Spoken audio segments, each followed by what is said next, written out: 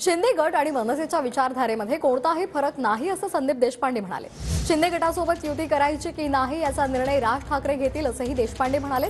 तर शिंदे आणि राज ठाकरेंना एकत्र येण्याची विनंती केली असं संजय शिरसाट यांनी म्हटलंय। राज ठाकरेंसोबत आल्यास निवडणुकीमध्ये फायदा होईल असंही शिरसाट म्हणाले।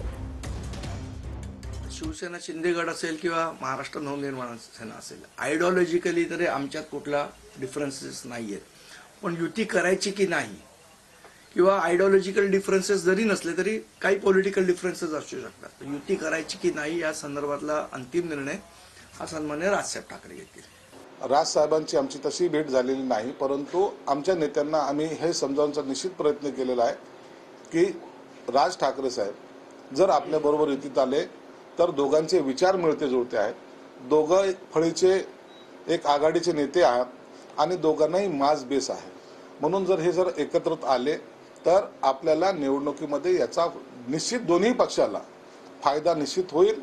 म्हणून मी मागच्या वेळेला सुद्धा विनंती केली दोन्ही नेत्यांना की एकत्रित या आणि ही लोकसभेमध्ये आपली ताकद ही प्रामुख्याने सर्व महाराष्ट्राला दाखवा।